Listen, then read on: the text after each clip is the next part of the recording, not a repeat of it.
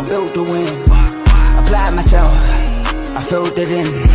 No time for that doubt, they counted me out, I'm getting it in, yeah. No time for no loss, I'm paying the cost, I'm in it to win, yeah. Refuse, mine, it can't be diffused. If you ain't thinking the same, then we playing by different rules. You can't see the vision, we living at different views. Until we complete the mission, keep getting up, never snooze. I walked a mile in my shoes, had the mind of a fool, chasing diamonds and jewels. Trust me, I was confused. Started minding my business and used my mind as a tool. Ended up finding my purpose and found the time to get to it. They told me I couldn't do it, they told me I couldn't make it. They sold it, could never break it. That's sadly mistaken. I need a piece of the pie, I want it so bad I can taste it. They told me like Toby, keep on running toes, they gon' take them. Refuse to lose, built to win. Applied myself, I filled it in. No time for the doubt, they counted me out, I'm getting it in, yeah. No time for no loss, I pay for the cost, I'm winning to win, yeah. Refuse to lose, I'm built to win. Applied myself, I filled it in. No time for the doubt, they counted me out, I'm getting it in, yeah. No time for no loss, I'm paying the cost, I'm in it to win, yeah. Refuse.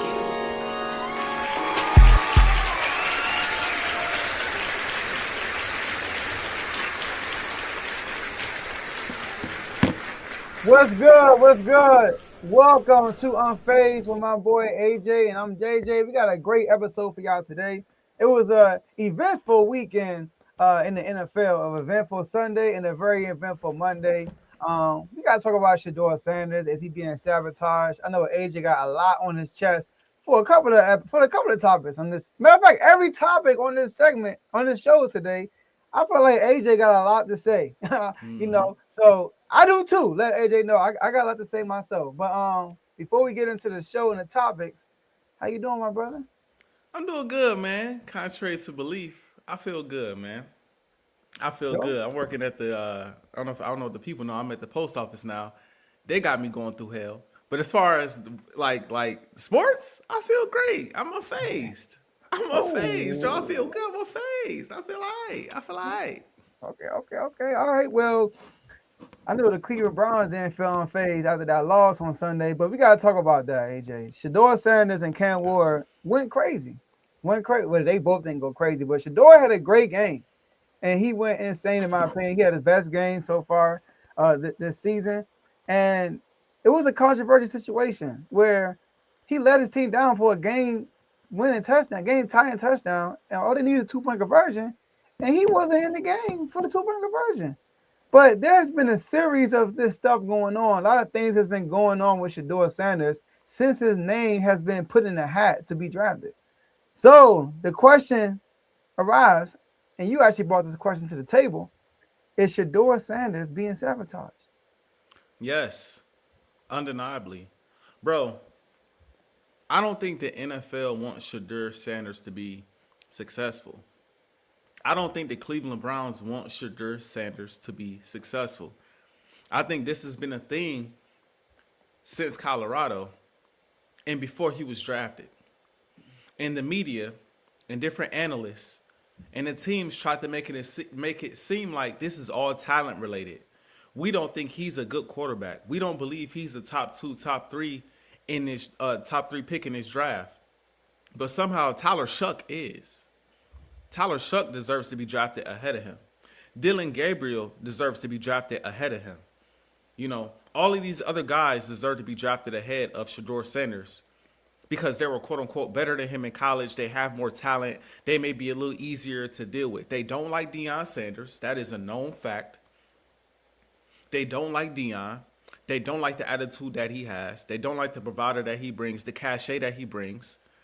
And it transfers down to his son, who has the same cachet, who has the same demeanor, who has the same kind of mindset, walks in the same confidence that his father does, and rightfully so. He should. He's a good young player. He's a good young player in college. I think he's a good young player now. I look at Colorado. Colorado was terrible before Shedeur Sanders got there. Terrible. Their best season before Shedeur Sanders got there was 2016. They were 10-4 that year. After 2016, 2017, they were 5-7. The following year, 5-7. The year after that, 5-7. We got a 4-8 in here. We got a 1-11 in here. We got a 4-8 in here. Then Shedeur comes along. Now you're 9-4. Now you're competitive. For a moment, you're ranked. For a moment, you're ranked. Now, it didn't last long because, it's Colorado. They just weren't that great. But Shedeur had a very good season. 37 touchdowns, I think 10 interceptions, somewhere around 4,000 passing yards. Like, Shedeur had a great season and showcased why he should be, in my opinion, at the time, a top 2 quarterback coming off of the board in the draft. But again, they tried to mask it like it was other stuff going on. Maybe he, and honestly, I think I came on Unfazed and I said myself, maybe he did bomb them meetings. You can't really blame those guys if he's in those meetings saying he don't want to play for this team and he don't want to play for that team and things of that nature, right? But it gets bad when the whole NFL passes on him and he goes, what was it, the 7th round, Joe? No, 3rd round. Third. No, he didn't go in the 3rd. No, he went in the 4th round. Fourth round pick. I thought it was later than that. I had to go back and double check. He was a 4th round pick. I had to go back and double check. But to let him slide that far and draft all of these guys ahead of him was insane. So now you come to the NFL. Now you're in the league. You're playing for the Cleveland Browns, an organization that we know is trash. That we know do not have a lot of success in drafting young quarterbacks, right? That drafted Dylan Gabriel, then turn around and have ownership say, okay, we need to take Shedeur. We need to take Shedeur. Knowing y'all should have took Shedeur in the first, it was the 5th round. Is that you put your 5th round? I'm about to say, I know it was a little later. 144th. That's 144th pick in the 5th round. Right? They take Dylan Gabriel ahead of him, knowing that Dylan Gabriel is not the guy. Everybody knew when that pick was made, he was not the guy. You bring Shedeur in, Shedeur is immediately the guy. But you got Flacco there, and you got Watson there who's not playing. You got Dylan Gabriel, and now you got Shedeur. And Shedeur is the 4th guy on the roster. Like, if Deshaun Watson, who hasn't played well since Houston, is healthy, Deshaun Watson is going to get playing time over him as well. Makes no sense whatsoever. You get rid of Flacco. You come out and say Shedeur is still the 3rd string guy, 2nd string guy. Dylan Gabriel is not going to start. Dylan Gabriel gets hurt. You throw Shedeur out there. Shedeur ain't got no first team reps, so he looks god awful, because he's had no reps. But then you give him a week to get some reps under his belt, and he starts to play good. He starts to look better. Leading up into this game against his counterpart Cam Ward, who was the #1 overall pick, and he throws over 300 something yards. A chance to win the game. Go for the tie. You go for 2 and take him off the field and go with a wildcat play, bro. If this whole situation does not speak sabotage to y'all, I don't know what it's. I don't know what it speaks, because you can't say he's not talented enough to be the starter anymore. You can't say his play has not warranted anyone being able to say, yeah, it was right for him to fall that far in the draft. That's just not the truth, because ain't nobody. Shuck ain't throw up 300 something yards. Cam, to my understanding, hasn't played at that level yet. He's been okay, but he ain't played at that level. Granted, it's Tennessee. You don't have as much over there. You don't have as much over there. I get it. But, I mean, Shedeur playing for Cleveland. Like, it ain't much better. It's not much better. It's not like one is playing for Tennessee and the other is playing for Cincinnati, like where you got T. Higgins and Chase, or Philly. Throw us out there where you got Ajae and Devon. No, you play for Cincinnati. You playing for the, you know what I mean? So he's probably playing like the best rookie quarterback outside now. The one player I will say, and I'll give you Cam too, because Cam Ward was already supposed to be the #1 overall draft pick. If you say Cam Ward was supposed to go #1 over him, then that's fine. That boy, Dart a problem. I like Dart a lot. And I didn't know we would get all of this early from Dart. He got concussion issues early on. He getting hit a lot. You know, that's one thing. But what I've seen in the flashes of Dart, I had to go pick him up in fantasy. I had to go get him in fantasy. Like, Dart a problem. So if you tell me I'm not taking him over Dart and over Cam Ward, I'm all for you, right?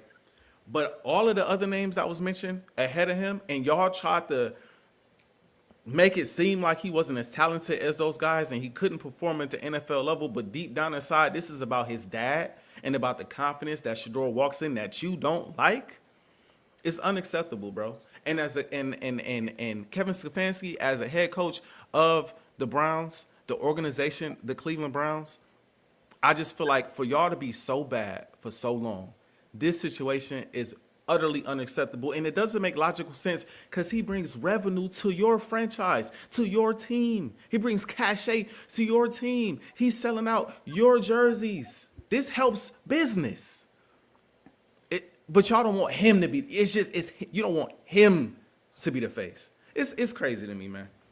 I heard Stephen A. say he got to get out of there, and I agree. I think Shedeur got to find a way to get out of Cleveland. Yeah. So at first I wasn't. Now I was agreeing that he got drafted low. It had nothing to do with his performance. It had everything to do with people just passing up on him because they didn't want him on his team, on their team. So I do think that the draft process wasn't right for him. All right, let me start there. So I'm agreeing with that, like Tyler Shuck and all that stuff. You know, like Shedeur Sanders was the second best quarterback in that draft, and Cam Ward, I think deservingly showed he should be the number one pick. Cam Ward, with what he's working with, he's pretty good, and he commands the offense more than what I've seen from a rookie. Like his communication pre-snap is not at a rookie level. Like he's a leader. He commands the offense. I like Cam Ward. Shedeur is second. I have Shedeur over Jackson Dart.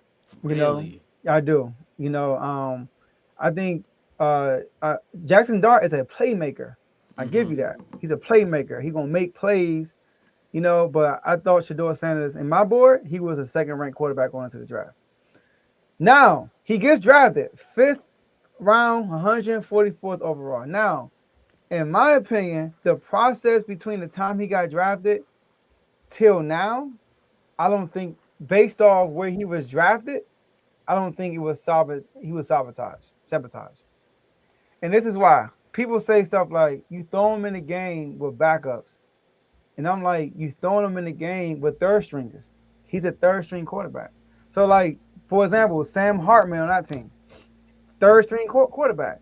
So most likely on that last game, he's gonna be playing with third string linemen, third string receivers, third string. That's just how it is. So my whole thing was everybody kept trying to push Shedeur up because we knew Shedeur he should have been in the front of the line in the first place. But he wasn't in the front of the line. Cool. He's not in the front of the line. He's good enough. Let the man work his way up. And that's exactly what he did. He worked his way up. He had to start a job. That's what my stance was. My stance wasn't never, once he got drafted fifth overall, it was, all right, you a 5th round pick. Let's shock the world. Let's move from 5th round pick to starting job. So that was that.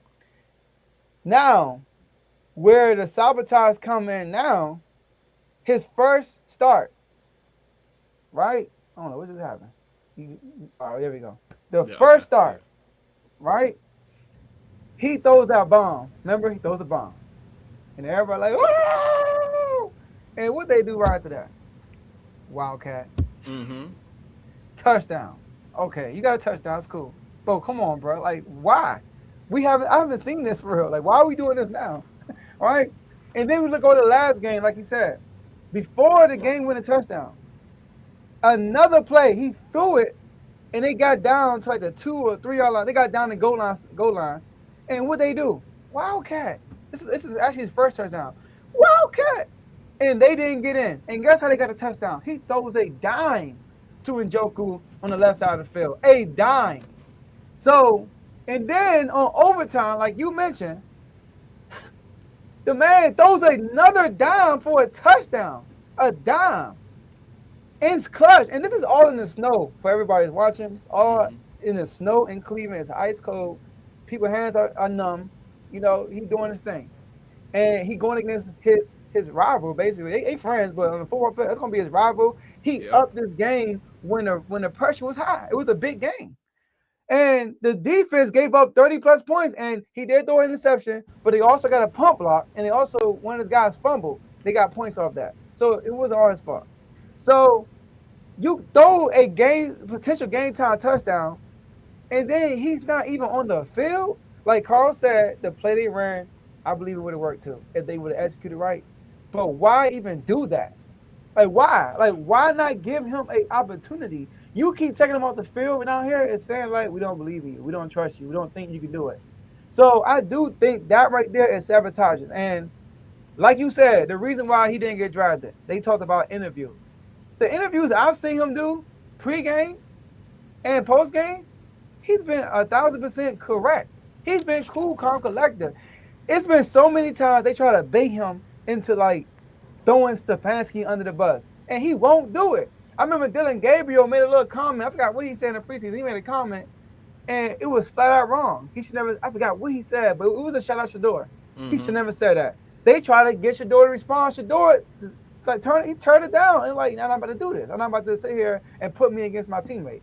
So the way he's handled the media has been very mature. The only thing I didn't like he did, which I don't think is a huge thing, was after his first game, I didn't think his first game was good. He had some wild moments, but overall wasn't good. And he said, man, that's only after 1 week of practice. I'm like, all right, Shedeur, just keep being humble. Don't be like that right now. See, now this game he just had, he could come out and say, I only worked the starter for 3 weeks. Imagine another 3 weeks. But after that first game, he wasn't good. He had a couple of good moments, but overall he wasn't good. But outside of that, he's been knocking all the interviews out the park. And also, lastly, his teammates love him. His teammates love him. Your best player, Myles Garrett, loves Shedeur. He wants Shedeur to be the starter. When Shedeur threw that first pass in his first game, they showed Myles Garrett. He was like, woo! Like he never seen that before in Cleveland. So if your best player is vouching for him, what are you doing? So that's why I think it's sabotaging, because like you could blatantly see it. First, I wasn't a believer all the way when it came to the Stefanski, but now I am. He's definitely sabotaging stuff. Joe, the signs started early. That's my case, which is why it doesn't make this moment surprising, bro. It started. You draft him. The man threw for 4,000 yards, 37 touchdowns to just 10 interceptions with a 74 completion percentage at Colorado. Granted, he had some weapons there. He led a team that wasn't nothing to a 9-4 record that was ranked at one point in time. Nobody was talking about, and if Carl was listening, CTC, y'all check him out, Carl Talking College. Nobody was talking about Colorado before Deion Sanders and Shedeur Sanders got there. So it starts with the fact that y'all didn't want him in the first place. You didn't want him. Ownership made you take him. The coaching staff didn't want him. And so when you take him in the 5th round, you now have the excuse, because I didn't want to draft him, but ownership made me draft him. So now I have to get this guy that I don't want, even though I already have a quarterback that I drafted the previous round. The previous round. Or the round before. It might have been 3rd. Can't remember exactly what round Dylan Gabriel was drafted in. But now, since we drafted him late and ownership made me do it, I have the excuse now to say he got drafted in the 5th round, even though we know he's not a 5th round talent. He got drafted in the 5th round. He's just going to be our 4th string quarterback. And then, obviously, or our 4th string quarterback. And then, obviously, Watson is not healthy. You get rid of Flacco. Well, he's just going to be our 2nd string quarterback. And I've heard multiple players come out and say, even 2nd string quarterbacks, in case of an emergency, most good coaches make sure the 2nd string quarterback gets a few reps with the starters. It's not a ton. It's just a few. Just in case of an emergency, you give him a few reps. He got no reps to the point where the offensive line didn't even know Shedeur's cadence. So this has been happening. It started in college, in my opinion. I don't think college, NCAA, I don't think they like Colorado, Shedeur, or Deion, to be honest, because you see how they talk about his dad in college. I don't think they never liked Shedeur because he's boastful, he brags, he walks around with a certain level of confidence, right? I don't think they wanted him draft day, right? I think they was trying to teach him and Deion a lesson come draft day. I think since he's been drafted, they've been trying to teach him a lesson, knowing he's better than Dylan Gabriel. You're going to sit behind Dylan Gabriel until Dylan Gabriel gets hurt. And we have no choice but to put you in, make you look crazy, get the national media to be like, well, you gotta give him a chance with the starters. He comes in, he plays just well enough in his first game to get a second opportunity. And then when he comes out there and balls out, throw for 300 yards against the guy who's drafted #1 overall, you know what? Let's take him out. It's all a setup, bro. I think it's all a setup. They don't want him. Bro. And I don't want to take too much time on this because we got other stuff we got to talk about. But I think they've been playing with Shedeur and Deion Sanders from the jump. I stand by it, and I think there's been more than enough signs that say that. More than enough signs. Like Kara said, like for example, when Jayden Daniels is healthy, Marcus Mariota don't get first team reps at all. He get no reps. And the difference is this is the difference though. This is the difference. Mariota is not a rookie.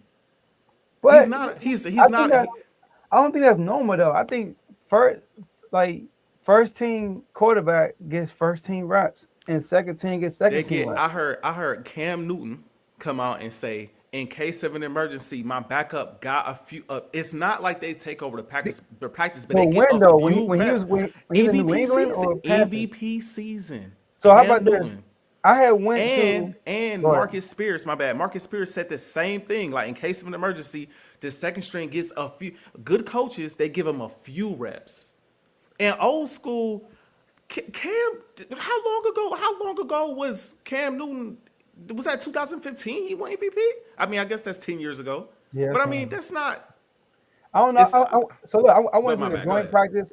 Joint practice is kind of different. But I went to the joint practice with Commanders and the Patriots. And first team stay with first team, second team stay with second team. That's how it was. Like it wasn't like no. All right, you go with the first team because you want your quarterback to get as much reps as possible throughout the week. So you're not sharing it with the second string quarterback. And that's why when second string quarterbacks get thrown into the game, it's kind of like we want to see him a week with the first team because he hasn't been with the first team. So like that's why I said once he got drafted, the process from the time he got drafted and to the time of now, it was based off where he got drafted. They did everything you would do with the guy that got drafted in his position. It wasn't no special treatment. It was just straight up. You got drafted this position. This is where we gonna go. He earned his way up. And Dylan Gabriel was healthy. They don't have no choice but to start Shedeur now, bro. They don't have a choice now. But I know the Browns are being microscoped because they actually drafted him. But we gotta remember everybody passed up on Shedeur for 4 rounds. This is why I said this entire time the league don't mess with Shedeur, bro. They don't mess with Deion. That's why it starts from the top all the way down. They don't want him to be successful. I truly believe that. I truly believe they don't want him to be successful. Like I agree with you with the sabotaging on the draft process and in the end game stuff. But like I said, for a 5th rounder like him, the way he got put into the system is just like any other 5th rounder. For real, like literally. And then he got his opportunity and he relished and now he's keeping it. They say he's a full-time starter the rest of the year. So, but I think you're focused on he shouldn't be 5th round. He shouldn't have been in a position to begin with. But he's in it though. You're right. I agree. But the fact that he did get drafted 5th round, let's not try to push him. He should be getting first team. 5th rounders don't get first team reps in their rookie year. All right. I don't want to take too much time on it. But my stance is Dylan Gabriel is a rookie quarterback that y'all know y'all don't have no future with. Everybody named mom know Dylan Gabriel is not the future of the Cleveland Browns. It'd be one thing if you had a Jayden Daniels or you had a Jalen Hurts or you had a Lamar Jackson or you had a prime Cam Newton or you had somebody that was the clear future of your franchise, the clear guy. Dylan Gabriel is a rookie that ain't showing you nothing. He's not showing you nothing. He has no future. It didn't seem like there was any real quarterback competition in camp. No one can convince me that Dylan Gabriel outshined Sanders in camp. I think because you strategically drafted Shedeur where you drafted him, you put him in a position where we're not going to start him no matter what. We're not going to start him. I don't care how he looks. We don't want him to play for us. We don't want him at all. But ownership said we got to do it. So we did it. So we did it. And then what's his name went out there. I'm pretty sure he outperformed that man in camp. But they still made Dylan Gabriel the backup quarterback to Joe Flacco. And then when they got rid of Joe Flacco, they moved him in, even though I believe Sanders was better and probably had been playing better. And the tape now shows it. Because Dylan Gabriel wouldn't have did what Shedeur just did. They've been seeing this in camp. No one can convince me, bro. They've been seeing this. They've been seeing Shedeur is the better player in camp the whole time, Joe. You and I know that we know ball, Joe. Let's not kid ourselves, Joe. Let me ask we you a know question. ball, Joe. Let me ask you a question. Based on where he got drafted, Yes. did they do anything wrong? Yes. Take away Shedeur Sanders.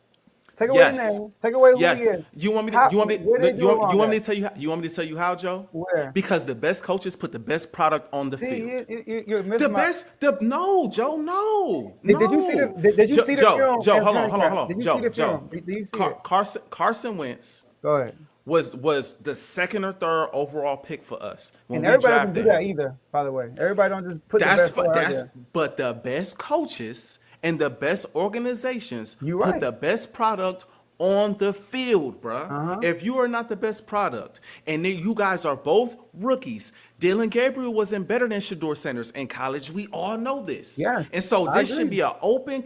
The moment we trade Joe Flacco, even before Joe Flacco, there should be an open conversation or an open competition for this position. I don't think it was truly an open competition. I think they did not want Shedeur.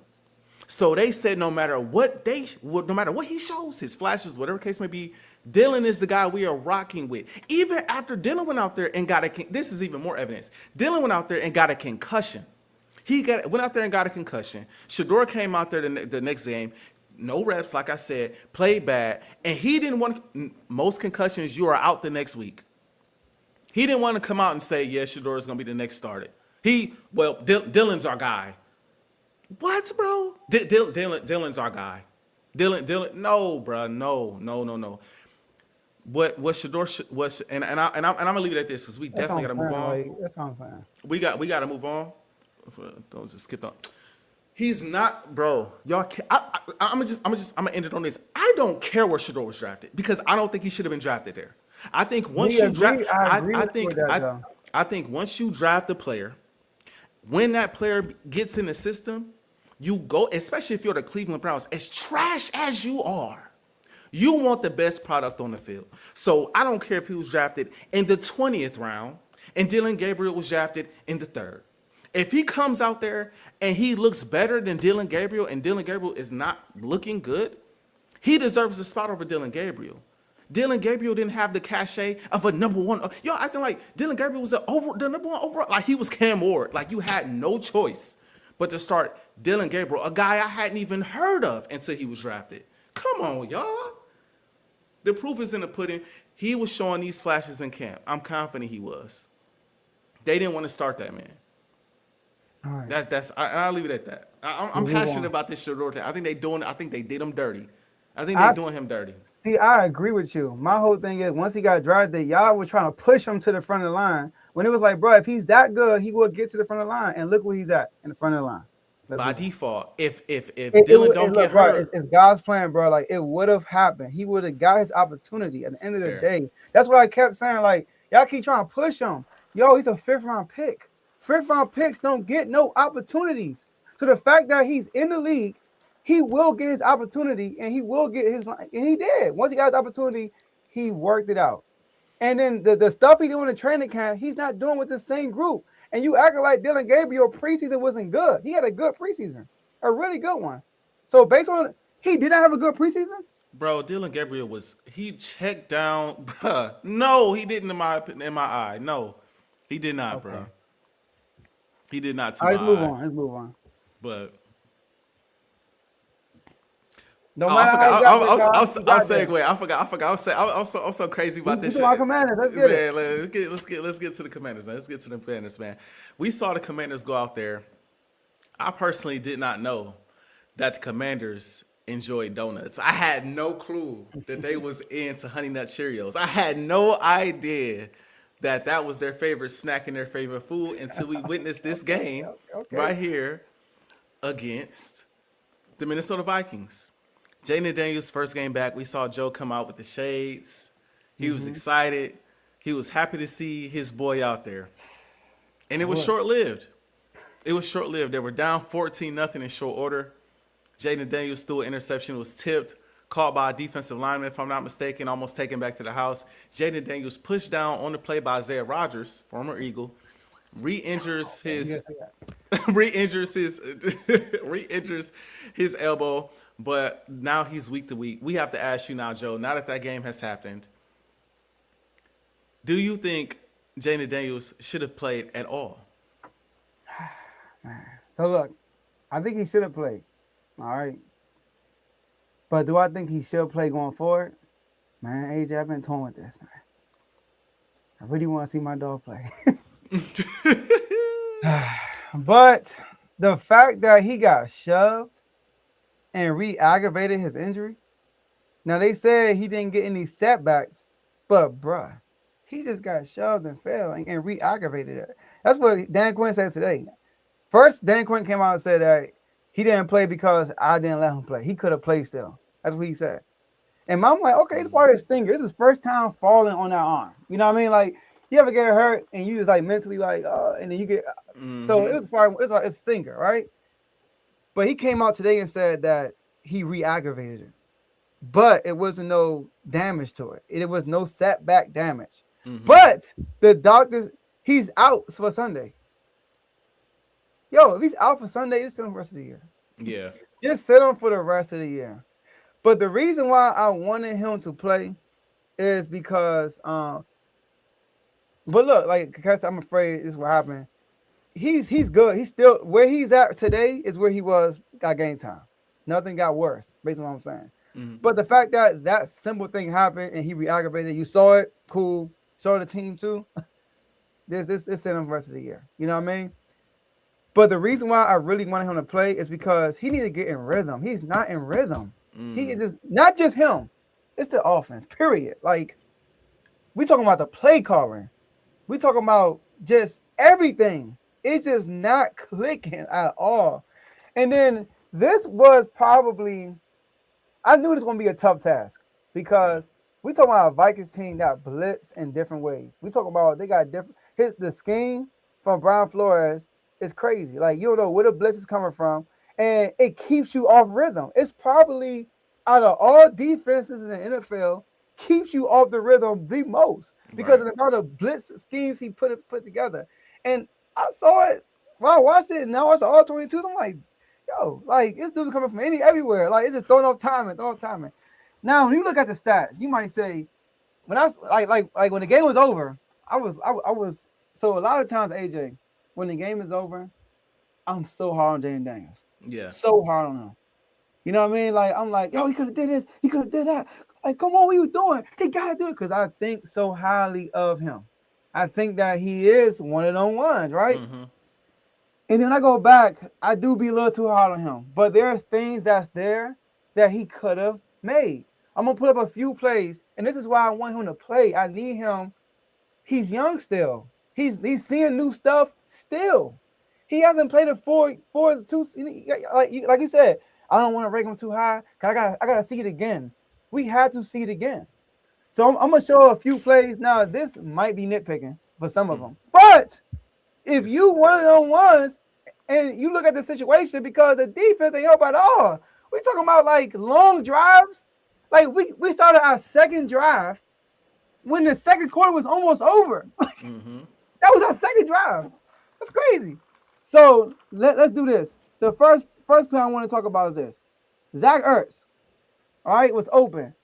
And Jayden, I think this is miscommunication. Watch the left side of the field. That's where he throws the ball to. But Zach Ertz is going to be open on the right side of the field. I think it was miscommunication, though. But, come on, man. He just threw it in the dirt. Let's do it. So this is the first one right here. All right, let's take this comment down. All right, so I think it's miscommunication on the left. Nothing over there. Probably miscommunication between him and Terry, right? But look at Ertz on the. Let me take this out, the band down. Look at Ertz on the bottom. He was open, all bugs. I think it was Ertz. Wide open on Boom, open. Race it down. Nitpicking, but come on, bro. Probably miscommunication right there.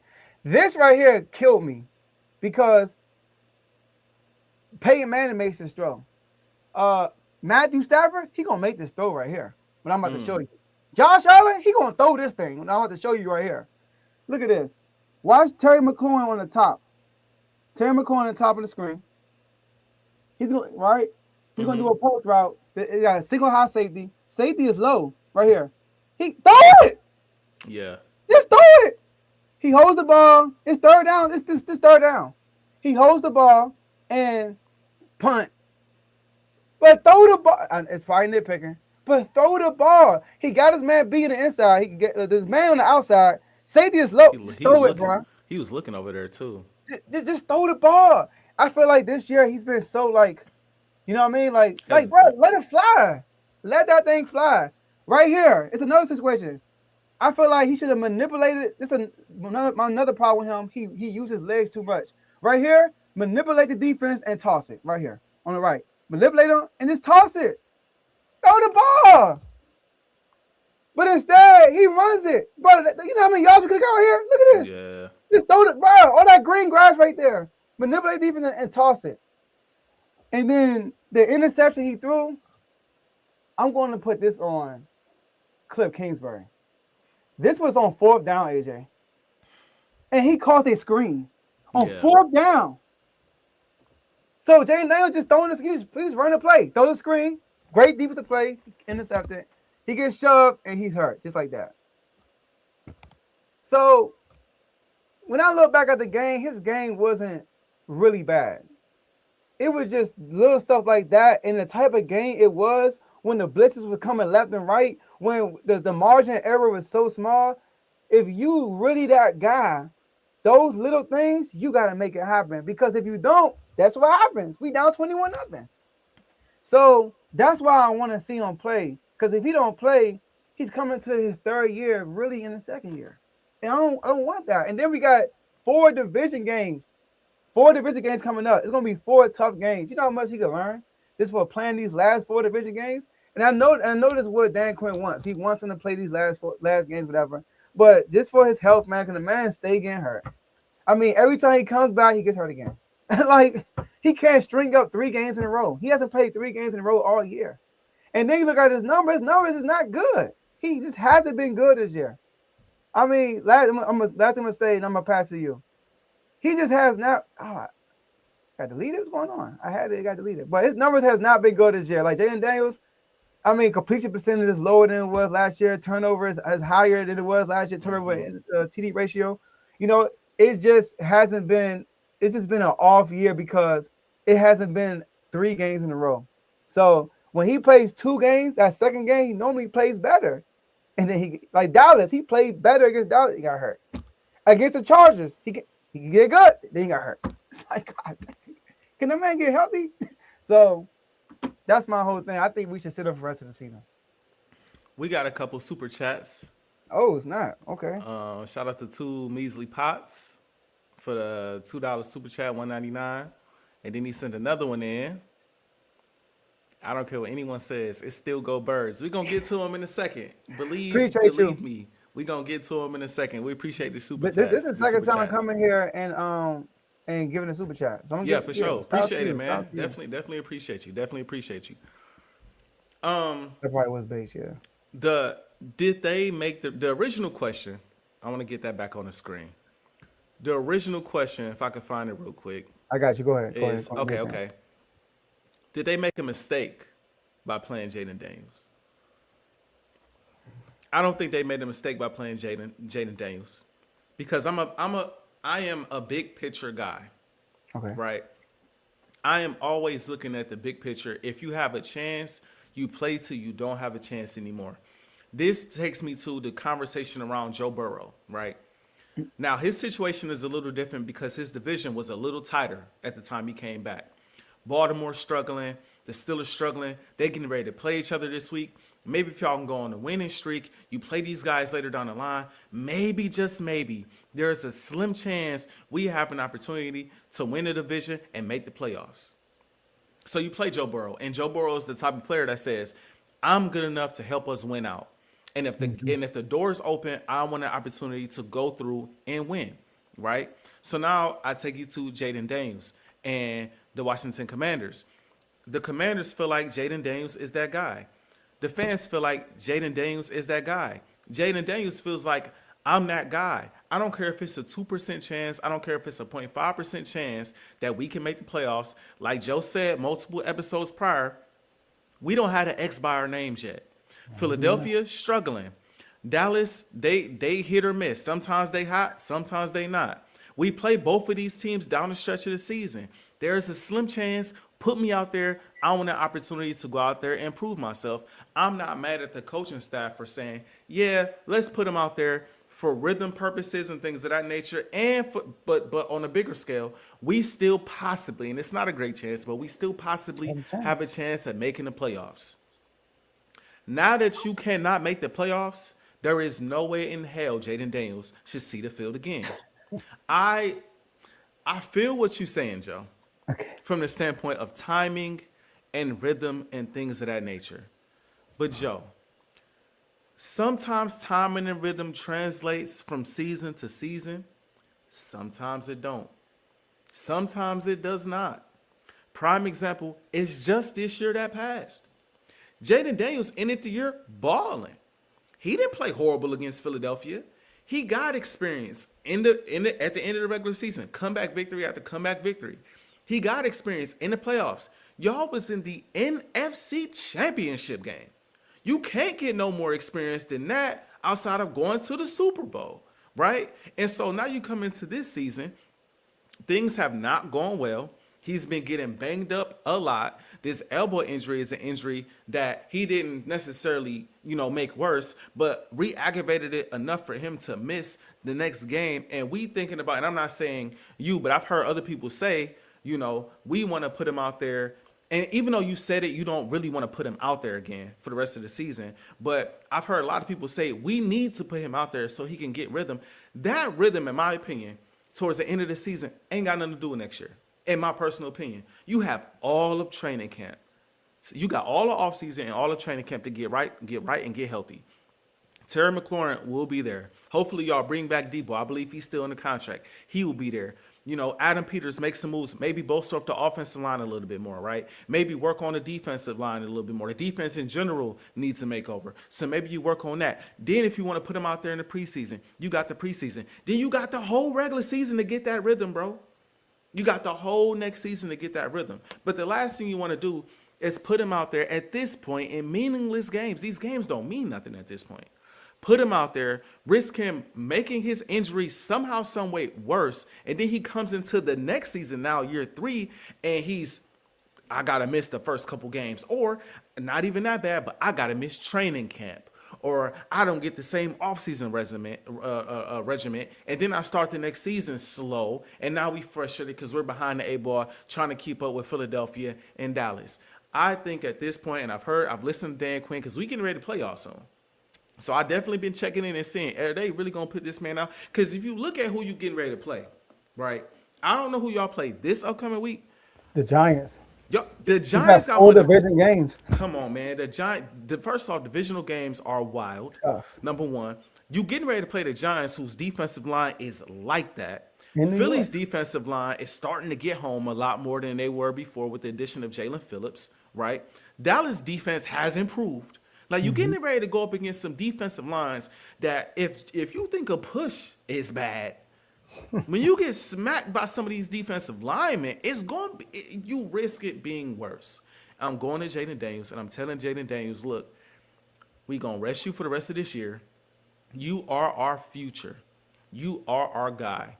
You got to protect the player from himself. We know he want to play, but we got to protect the player from himself, set out the rest of this season, get ready for next season. The future is bright for Jayden Daniels. It's bright. It's bright for the Commanders so long as they bolster up the defense.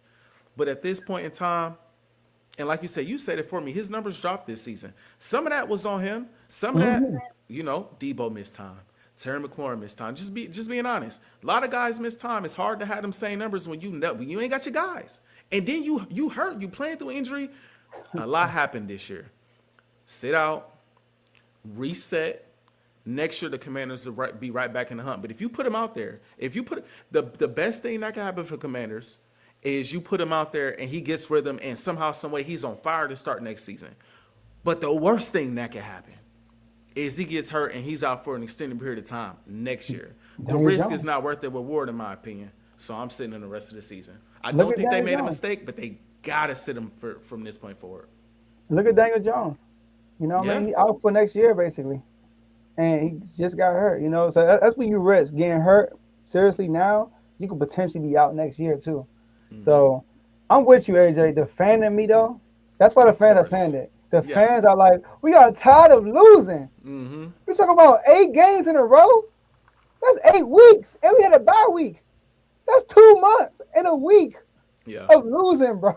We haven't won since probably early October. Like.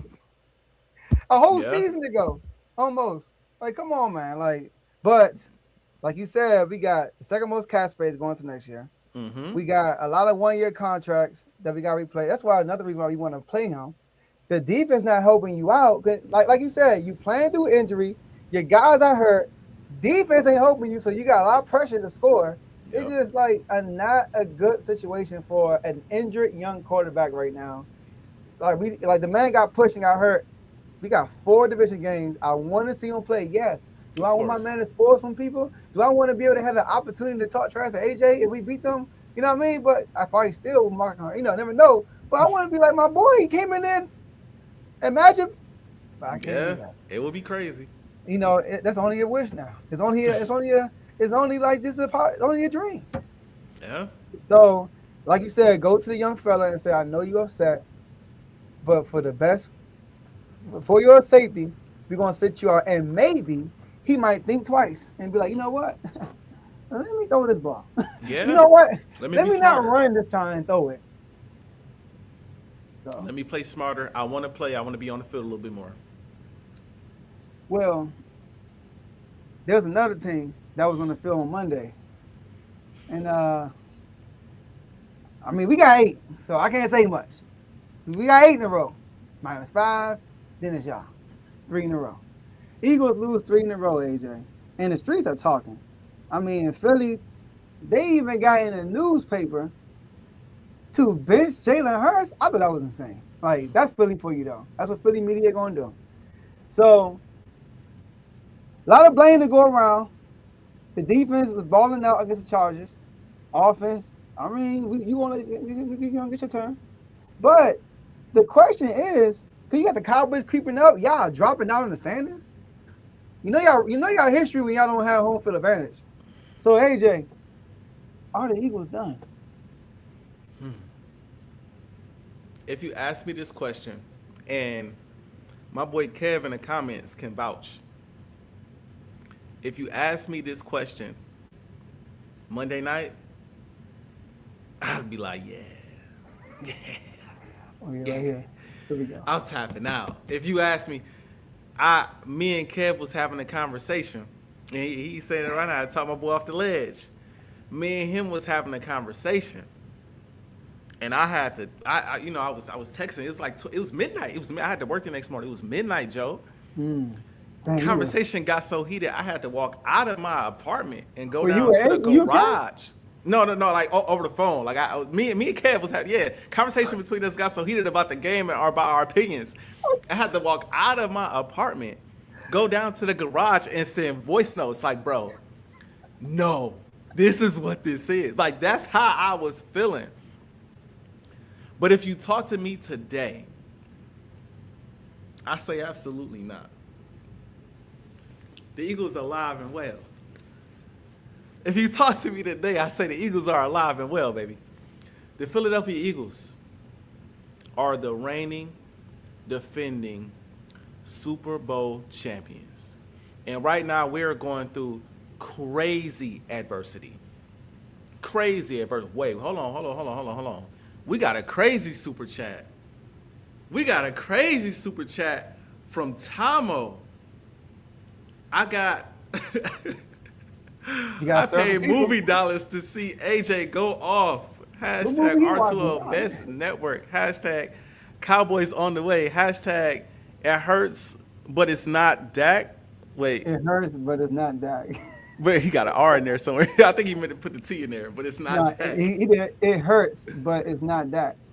Oh, I see. Saying. It's a nor Dak. Oh yeah, dang. But hey, I Hey, paid $40. Hey, appreciate you, Tomo. I got you. Don't worry. Thank you. That super chat crazy. We definitely appreciate it. Shout out to Definitely. Tomo. That's the biggest super. That's the biggest super chat I didn't see on here, man. Shout out to Tomo. Shout out to Tomo. Shout out. But I'm looking at the Eagles, and I'm looking at the Eagles' schedule, and I'm seeing we got the Raiders this week, and we got the Raiders in Philadelphia. As bad as things are, that is a get-right game. Mm-hmm. Then we just talked about the Commanders. We just talked about y'all. And the way the Eagles are playing defensively, with or without Jayden, I like our chances against y'all. Because Jayden will be coming back again off of missing the game, out of rhythm, against a defense that's hungry and against an offense that is trying to get a groove against a bad defense, again in Washington. One of the biggest games of the year, and I know I've said this about a lot of games, one of the biggest games of the year will be that game against Buffalo. I'm gonna tell y'all how this is gonna line up. We will beat the Raiders. We will beat the Commanders. That Buffalo game is big from the standpoint of mentally, it's a morale boost. Because even though you lost to the Chargers, even though you lost to the Bears, the Buffalo Bills with Josh Allen is still a team people look at and say, that's one of the best teams in the NFL. If you can beat the Buffalo Bills, which I personally believe the Eagles can do given how this defense is playing, the Eagles can slow them down enough, and I believe the offense can play well enough to win that game. I think the Eagles fly into the postseason on a high with a home playoff game, and things look different. That game happens the way I envision it happen. I say I see y'all yet again in an NFC Championship game, and we'll take it from there. But I would be remiss to not talk about Jalen Hurts. I think sometimes, and I was saying this earlier in the chat, and Joe, he might do the same thing. He might jump off that cliff today. I don't know what he has planned. He might have clips. I have no idea what he has planned. I got a feeling he got something in store. If he had it for Jayden, I find it hard to believe he ain't got nothing for Hurts, right? And so he might jump off that cliff. But what I want to say is the critics make it extremely hard for me to be as hard as I want to be on Jayden on Jalen Hurts, if that makes sense. Some of the stuff that they say, we should bench Jalen Hurts. We got a better chance with Justin Fields. He's the worst quarterback. Like some of the cliffs that they jump off of, it just makes it easy for me to be like, man, I feel away, but y'all tripping, and I instantly go into defense mode. I'm gonna try not to do that today, because the Philadelphia Eagle in me should not. Jalen Hurts is my favorite player in the National Football League. He is my favorite player. He's inching up on being my favorite Eagle of all time, just because of how he plays, how he wins, how he goes about his business, all the shade he gets, and he still goes out there and performs. But these last two games, and I want to put emphasis on these last two games because I'm sick and tired of everybody trying to say my guy been playing like this all season, and that's factually incorrect. He ain't been perfect, but he ain't been turning the ball over like this until these last 2 weeks.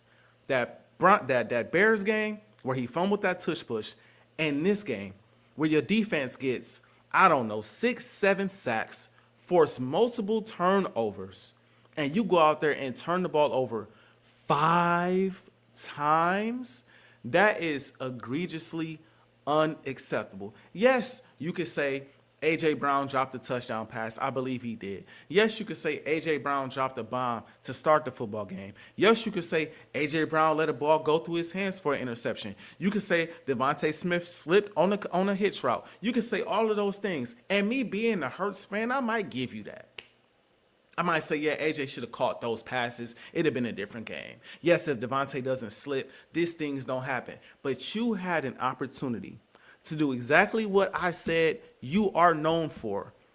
Hey, however it needs to get done, you go get it done. We get the game in the OT. Herbert goes down, gets a field goal. You get the ball back. Jay, as bad as this game has been, You have to go win this football game. You march the ball all the way downfield. You run on a play. We get a holding called. You go back. It's 3rd and 16. At this point, honestly speaking, I think it's the game. I said, that's game. We not getting this first down. And you throw a dime to Devontae Smith. And I say, I shouldn't have never doubted you. We get all the way down to the 17-yard line. And on 1st and 10. On 1st and 10. I don't agree with the play call, but the throw is even worse. You running to the right side of the field, the short side of the field, where most defenders are at this point. You don't throw the ball to Goddard, who at one point was open for probably a 2-3 yard gain. And you try to force the ball over the top to Jahan Dotson. It gets tipped and it becomes an interception. That's just a throw that you simply cannot make. If it's 4th down, we having a different conversation and you need a touchdown. Had you made that play on 3rd and 16, we having a different conversation. But it's 1st and 10. Live to play another down. At the very least, go for a field goal. If there was ever a time for you to be patient, if there was ever a time for you to be cautious and to not throw the ball in the tight window, that was the moment where I would say, Jay, unless you see it, don't throw it. But what did he do?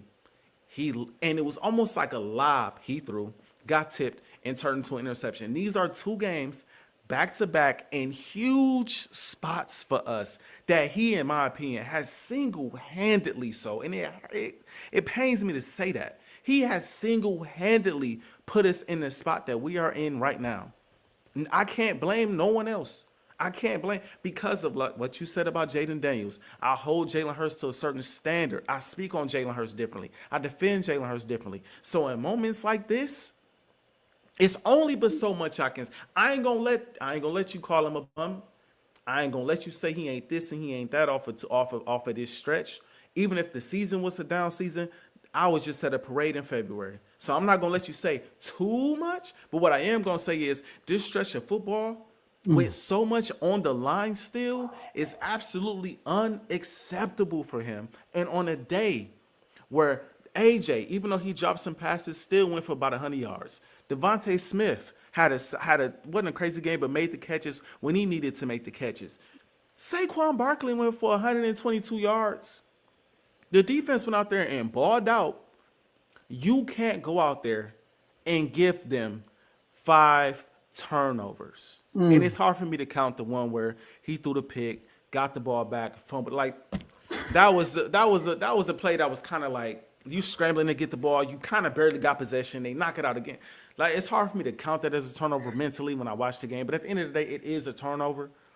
You can't turn the ball over 5 times in a game of such magnitude in a dome. No wind, no weather conditions. You cannot play like that. But what I will say before I pass this to you, Joe, is I don't care what they say. I'll ride with one. I'll ride with Uno. Like I said before, this man been to 2 Super Bowls in 3 years. This man is a Super Bowl MVP, former All-Pro quarterback. This man did it all, done it all, has had more success in that Philadelphia Midnight Green than any quarterback in the history of Philadelphia Eagle Midnight Green. We never seen a quarterback come along and accomplish the things that he's accomplished. So I ride with my dog till the wheels fall off.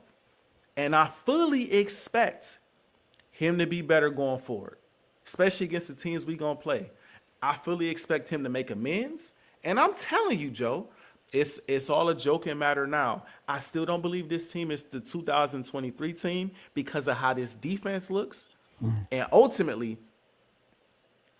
that Buffalo game is the one to watch. I promise you, if we beat Buffalo, we will be right back in the NFC Championship game. We will win that first game in Philly against whoever we play, because it's going to be hard to beat us in Philly for that first game. And then we're going to shock some people, whoever we play, in that divisional round. Because I think at that point, we will be confident and we will be in rhythm. Defense will be playing well. Hurts will be playing better. The offense will be playing better. And we will be right back in that NFC Championship game. All the Eagles need, all Jalen Hurts needs, is a bit of a confidence boost. And once we get that, it ain't over yet. Once we get that, I think we'll be a team to be reckoned with still. Are they done? No. Is it ugly? Yes. Does Jalen Hurts have to play better? Absolutely. But I think it goes up from here. I truly do. After some days of sleeping on this. Are y'all done? Nah, you're not done. I mean, y'all still in the division. You know, y'all third seed. Like you said, you got a home game. And the playoffs ended today. I mean, y'all will be playing the 49ers. It's not going to be an easy task. Absolutely I will say not. that. None of the playoff games is going to be easy for sure. So y'all will play the 49ers.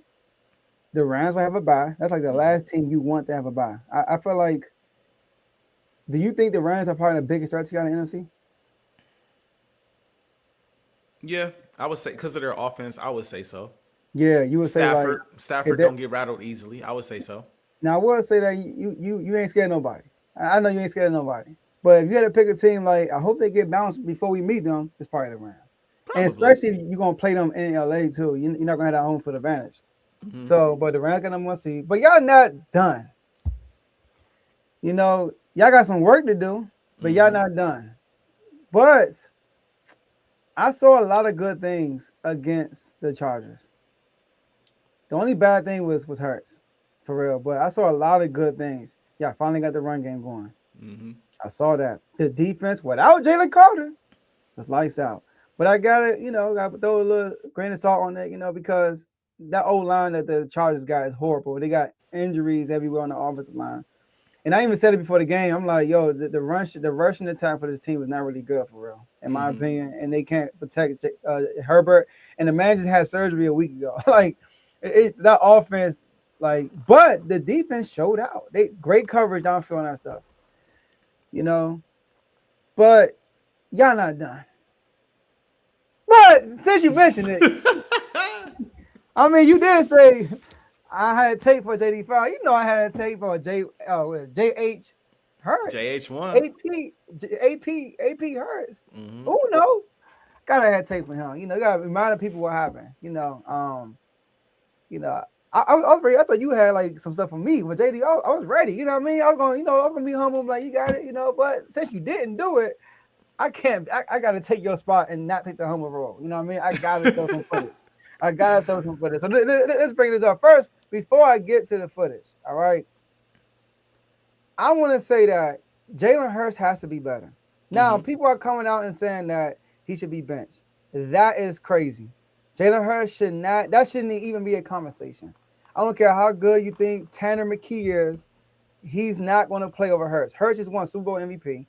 Like you said, out of any quarterback in the Philadelphia Eagles history, he's been the most consistent, and as far as wins and the glory days, he got y'all there twice in 3 years. All right, so I'm gonna give you props for that. But the man has not been good, AJ. He just hasn't been good. Oh, did I do one yet? There we go. All right, so look, I did one twice. Then I'll get back to that. Before I get to that, AJ, I just want to revisit the conversation we had. MVP candidate Jalen Hurts. All right. So I remember it was in the chat. First of all, I want to say this too. Shout out to Tomo for the super chat. Tomo, when you put the $49.99 super chat, I thought I was about to delete your comment because it was red. I said, I'm about to delete it because it was red on my side. But I want to give you another shout out. $49.99 super chat. That's a biggest super chat we got in our tour history. So shout out to Tomo for that. Shout out Tomo. For sure. And I want to give a shout out to Big O. He put a super chat also. Tama just got paid. Hashtag Cowboy Nation. Hashtag Dak Better. 199 super chat. Shout out to Cardo. All right. So back to what I was saying. AJ, we had a conversation, MVP candidate, and I put in the chat, I said, he don't throw the ball enough to me to win MVP. And then, what you mean? I'm like, dog, I'm just saying he don't throw the ball enough. So I did some research. Me, I'm a big research guy. I'm an eye test guy, but I like to see what the numbers look like too. Does it back up my eyes? And it kind of does. Did you know that the Eagles are 1-5 when Jalen Hurts threw the ball 30 times or more? I didn't even know that. Hold on, where you get that from? This year. This year. Okay. I got you. Yeah, 1-5. This year, the Eagles are 1-5 when he throws the ball more than 30 times. Now, for a career, it's different. I won't put that out. I didn't look at career. For career, he's like 32-18. Just saying. But this year, okay. I just want to say. I just Yeah, want yeah, to say. I didn't look at a career. Maybe I should Okay, have did okay. that. I know Okay. 40 times more is horrible, but we talking about 30. We talking about 30. Okay, okay. All right. And then here's my thing. We can always lean to, you know, okay, he probably threw the ball a lot, but it's probably with the defense job. I mean, in those 6 games, 17 points for the offense, 17 points for the offense, 15 points for the offense, 19 by the offense, 21 against Dallas, and the only time he got scored over 30 was when he threw the ball more than 30 times was against the Rams when he got scored 33. You got to make a comeback basically. Mm-hmm. But it happened, so I get that. Do you know when he throws the ball less than 30 times, y'all 7-0? Y'all are undefeated when he don't throw the ball 30 times or more. And all 7 times y'all won, he threw the ball less than 25 times. So he barely threw the ball, and y'all won every single game. Yep.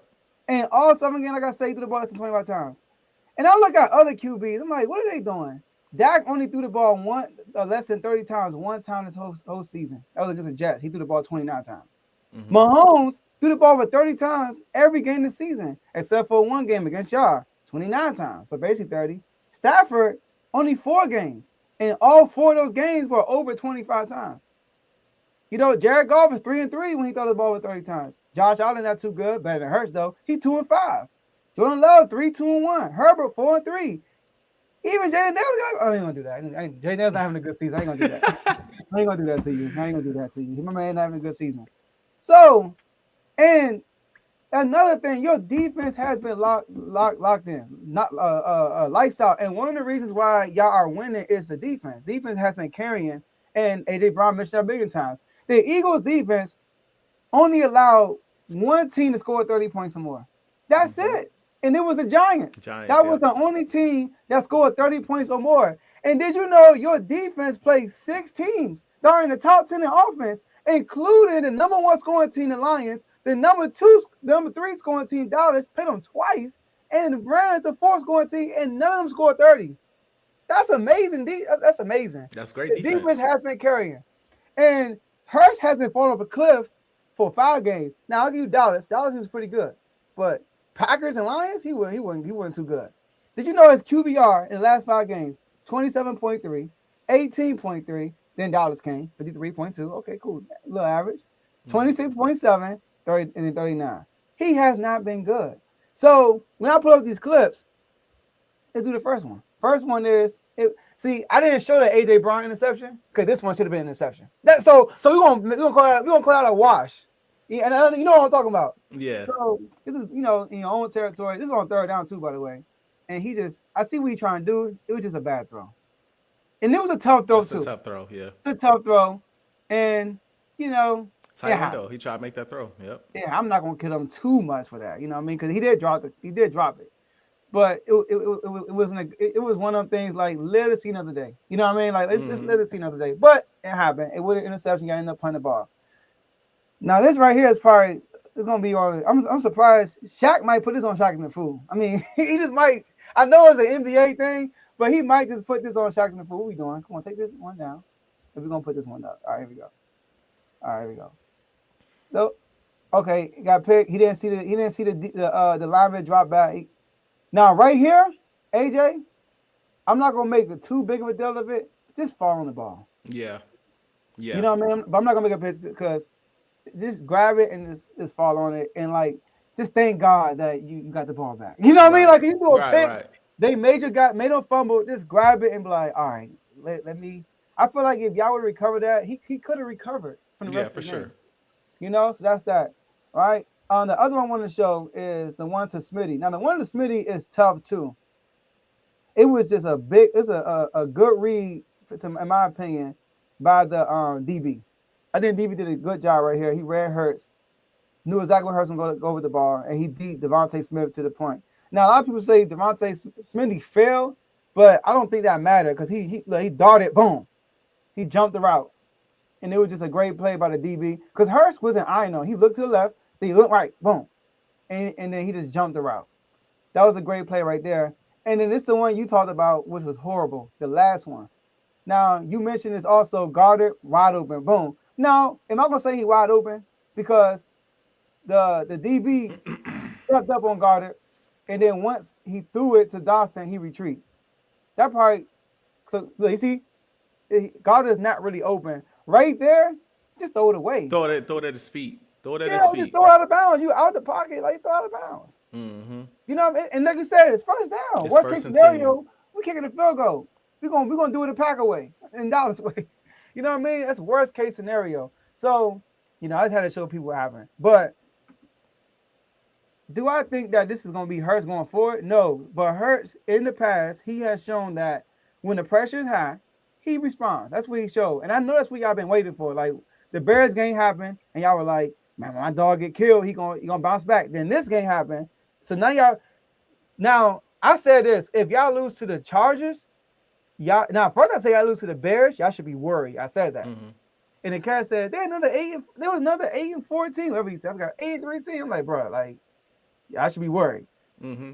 Then I said, hey, really should be worried, lose this game. Now I want to say this one more time. If y'all lose to the Raiders, which y'all better not, bro. Oh gosh, yeah. But here's the thing, though. I know you're not comparing this season to the 2023. Mm-hmm. The roles have flip-flopped. 2023, the offense was clicking and the defense is trash. Mm-hmm. This year, the defense clicking, the offense struggling. So, but like I said, I saw good. Y'all were moving the ball. I saw good stuff against the Chargers. Y'all were moving the ball. But the Raiders, it's like the Cardinals game. You know what I mean? Like, remember that Cardinals game? When it was like, ain't no way they're going to lose to the Cardinals. And then y'all lost to the Cardinals. Yeah. And then y'all played the Giants to close the year out. Y'all lost to the Giants. And y'all got blown out. So that's why I'm like, this is the NFL, and y'all have a lot of pressure right now. Y'all are pressuring. Not saying like y'all going to fold, but it's a lot of y'all pressing to get a dub. Like we are. We are pressing to get a dub. And it's hard to like break through that one win to gain that momentum back. So this is at home. The Raiders are struggling. They got nothing to fight for. So this could be y'all better not lose this game. Kenny Pickett gonna be out there. Kenny Pickett playing? Yeah, Kenny Pickett playing. Geno Smith hurt apparently. I know so he got. Kenny, yeah, so Kenny Pickett stepping in. He playing this week. Like I said before, man, I'm not gonna do too much. I think as Eagles fans, I think that we allow other fan bases to trap us in a space where we can't talk about the team. We only talk about Hurts. It's always about defending Hurts. It's always about Hurts, because we know the team is good. Mm-hmm. We know the team as a whole is good. So we're going to pick at the quarterback as much as possible, and that's how we're going to get a reaction out of Eagles fans, because they know we're passionate about our team and we're passionate about our quarterback. But if you pay attention to the history of the Eagles, it's for the most part always been bigger than the quarterback. When you think of the best players of the Eagles, the best players in the history of the Eagles team, you think of guys like Brian Dawkins. You think of guys like Jeremiah Trotter. You think of guys like Kirsch. You think about defensive players. You think about T.O. You think about, Shady McCoy. You think about Deshaun Jackson. Then you get to a guy like Vic. Some of us didn't get to a guy like McNabb. Then you might bring up, Carson Wentz. We won the Super Bowl with our backup. Mm-hmm. And so, that just goes to show, as an Eagles fan, as much as I love Jalen Hurts, I'm not going to shy away from being critical of Jalen Hurts. I will say Jalen Hurts needs to be better. I'm not going to continue to allow fan bases to drag me into this because at this point, Jalen Hurts is a 5-time vet. He's a 5-time pro. How you feel about Jalen Hurts is how you feel about Jalen Hurts. Jalen Hurts ain't perfect. Yeah. Jalen Hurts going to have these moments where he playing lights out. And then he's proven, to be honest, where he just had these moments where it's like, bro, what is happening right now? That's just him. We as Eagles fans hang our hat on when we need him most, though. Playoffs, Super Bowl, things of that nature. More times than not, he's going to ball out. When we need him most, at the very least, he ain't going to play like how he just, like that Chargers game is not going to happen in the postseason. He's not going to beat Herbert and turn the ball over 4 times in the postseason. Like, that's not going to happen with the chips on the line. He might not be amazing, but he's not going to allow that to happen. You know what I mean? So we hang our hat on that, and knowing that we have a guy that we have won with and that we know can get it done. And I also want to say this. We keep talking about how often Jalen Hurts throws the ball, but I stand by this sentiment. I think the Philadelphia Eagles have figured out what winning football is in today's National Football League. If you're not Patrick Mahomes, more times than not, you're not going to win the Super Bowl throwing the ball 35 to 40 times a game. When you really think about it, most of the teams that's been winning the Super Bowls recently, outside of the Chiefs, have been teams that have really good running games. Now you can throw the Rams in there because Stafford gonna throw the ball, and you give it to guys like Stafford, you give it to guys like Brady, you give it to guys like Mahomes. But for everyone else, for the most part, the run game is a critical part of winning football. You brought up a lot of guys that throw the ball X amount of times. Look at their records. It wasn't a lot of them with great records. I heard a 2-5. I heard a 4-3. I heard they had better records than Hurts. They had 1 or 2 more wins, but it still wasn't winning football that's sustainable in the postseason. That's why Josh Allen not a champion yet. That's why other guys that we mentioned in these conversations have not gotten to that point, because they are throwing the ball. They're required to do so much, like Von always say. They're required to throw the ball 30 to 40 times, and after a while, the defense knows you're going to throw the ball all dang game. All we got to do is make sure we get in these passing lanes. You're not going to run the ball so the offense becomes one-dimensional. The Philadelphia Eagles have prided themselves on, we're going to run this ball 25 times, and we're going to throw it 25 times, or we're going to throw it 23 times to keep you off balance and to make things easier, not only for Jalen Hurts, for everybody. For everybody. For Saquon, for Ajae and Devontae, because now you're not getting the same double team looks. You're not getting safeties dropping down a certain way covering you. Now you got one-on-one looks because they're afraid, of the running game, right? For Saquon, because when we throw the ball to those guys, now they're not stacking the box quite the same way. So now we can mix in the run and Saquon can get busy because the defense ain't box. Like Kev said, for the defense as well, because as great as this defense is, once it's gassed, it's in trouble. And so Jalen Hurts undeniably has to play better. I'm not going to deny that. He got to play better. I was severely disappointed. That was, in my opinion, the worst game I've ever seen him play. Yeah. That was the worst game I've ever seen him play, start to finish. It was an abysmal game, and he's had some bad games in his career. But if you ask me if I still believe in Uno, the answer is yes. Do I still believe in my team? The answer is yes. Like I said, we are the reigning defending champions. My guy's the reigning defending Super Bowl MVP. And I'm going to ride with that till I can't ride with that no more. They got to show me that they go lose and either not make the playoffs, or they go get bounced when it matter for me to be like, all right, y'all got us. But until I see that X, like you said, we going to rock out with J1, JH1, Super Bowl MVP, defending champs, and we go see what happens. I got faith in my guys. We got the talent to turn this around. I still believe if we could get this thing going, don't be shocked if we are back in that NFC Championship game. And then with Hurts, you in that danger zone. Because once you get to the NFC Championship messing with Hurts, you in trouble. That's all I got. You in trouble. Because then that's when he's liable to turn it on the most. And we seen it. He liable to like, bro, he ain't done this all year. He ain't done this all. Now he 3 rushing touchdowns, 2 passing touchdowns, 240, 250 yards. He going crazy. Just let's just get there and see what happens. Let's get to the playoffs and see what happens. Whew. Let's see. Let's see. You want to kick this last one off or me? I keep on to the people.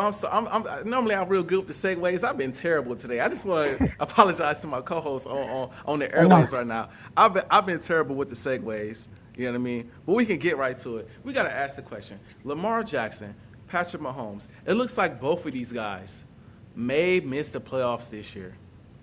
The odds are not looking in their favor. I think Lamar has a bit of a better chance of making it because he's got a chance to still win his division. But it's looking like a struggle.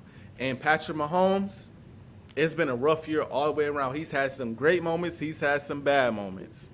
I got to ask you, Joe, who are you more disappointed in this season? Lamar Jackson or Patrick Mahomes? Lamar Jackson. I'm more disappointed in Lamar Jackson. Now, Mahomes, he's proven. Been there, done that. Just went to the Super Bowl last year. I mean, the man won almost 3-peated last year. So the man, he been there, done that. And also, we seen the Chiefs kind of struggle. We seen the struggle with the Chiefs.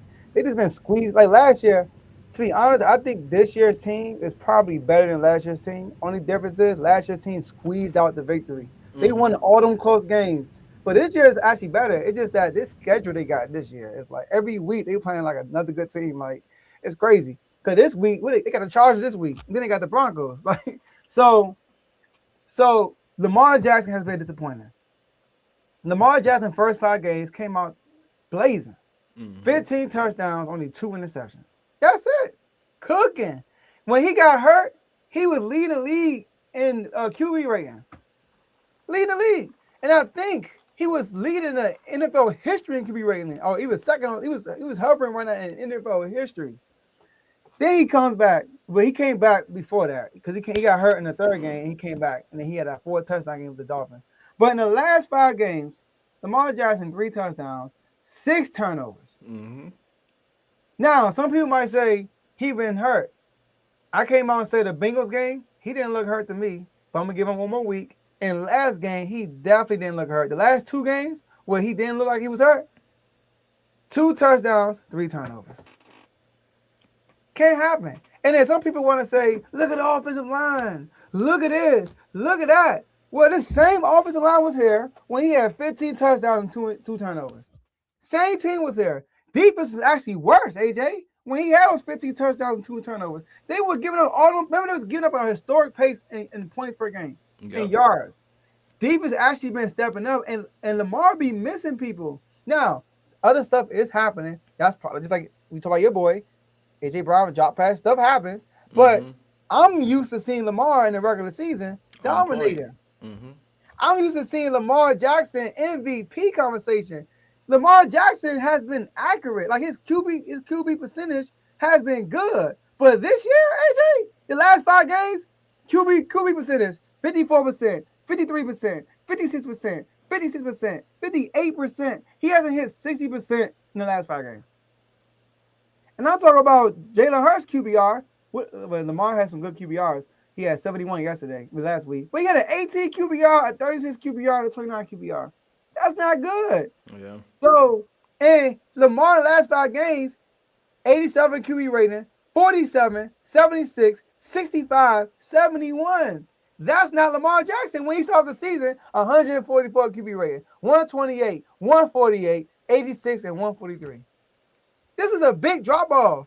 So, Lamar has been very disappointed. The Chiefs, man, as much as we talk about stuff be happening to Lamar, go look what happened. Do y'all watch that last game? Yeah. Kareem Hunt dropped the Wildman 3rd-down pass. Rasheed Rice dropped the Wildman 4th-down pass. And Travis Kelce just ain't got no hands these days. No. He just ain't got no hands these days, bro. This is the 2nd game that happened. When he put it right on the money, and it that drop he had against the Texans, it looked like he caught it and passed it, bro. Yeah, like, literally. Literally. It was terrible. So, and Mahomes could be better. He threw 2 bad interceptions. He could be better too, but I've seen the Chiefs look like this the last 2 years for real. Lamar, though, I have not seen this. So Lamar has been more disappointing to me. I want to say this. Before I answer this question. Who's the best quarterback in the league? Matthew Stafford. Jake Mack. I mean, we throwing some interesting names out there right now because I think Stafford, he got to get thrown out there at this point. He's on pace to win MVP. Drake May might be all-pro 2nd team at this point. Like them the first 2 quarterbacks that come to mind. Darnold has had a good season, but I'm not going to say that. I'm not going to say he's the best in the league. Josh Allen, he been kind of hit or miss. He has his Josh Allen moments, but he's been a little hit or miss. I can't say he's been the best. I think this playoffs is going to determine a lot. Yes. I think this playoffs is going to determine a lot as far as who's the best quarterback in the league because I can't give it to Mahomes no more. And it used to be a given that Mahomes is the best in the league. But now, last year, you brought it up, Joe.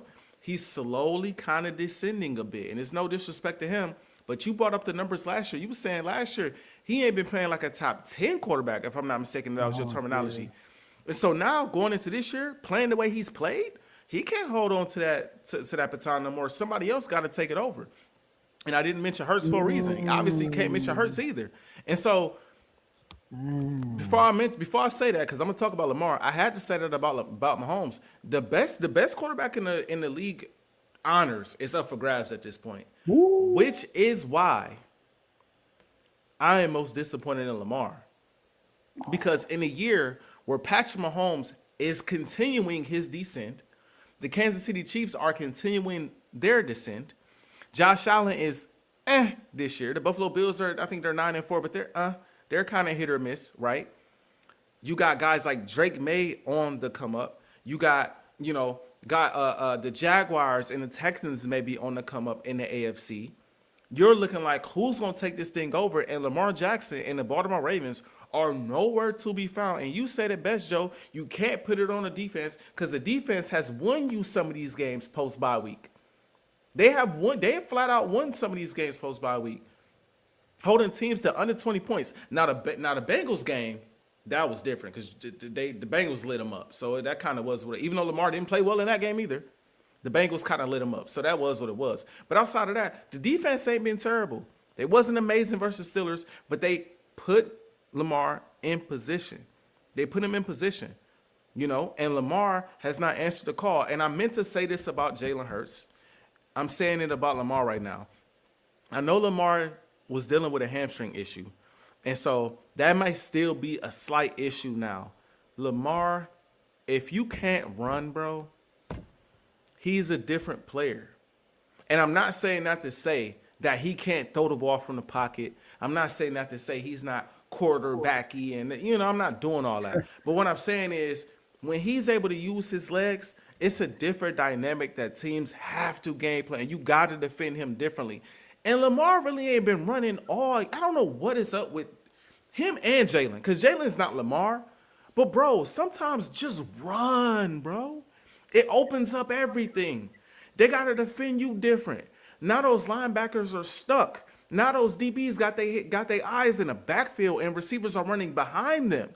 But if you're not a threat to run anymore, and you sit in the pocket trying to consistently be a pocket passer when you have running lanes to gash teams for 20, 30, and 40 yards, which is your superpower, and you're not using it, you handicap the offense, bro. You handicap the offense. It's literally, I meant to say that about Jalen, because remember in that game against the Chargers, he had a play in OT where he ran for 20, 30 yards, but then they got called back for a holding. And I was telling my wife, I'm like, he could have been doing that all game. You have running lanes. Run, bro. Just run, bro. Like, what's up with not running? I'm confused.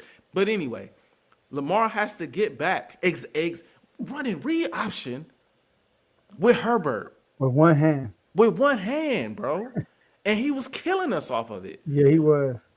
But I say all that to say, I think the fact that Patrick Mahomes is in this conversation makes me more disappointed in Lamar that he's also in the conversation. Yeah, it's like ain't no way Patrick Mahomes having a down year and is not standing in your way. And the only teams that could potentially stand in your way of representing the AFC is Buffalo, New England, Jacksonville. Who else am I missing? Who else am I missing out there for real, Joe?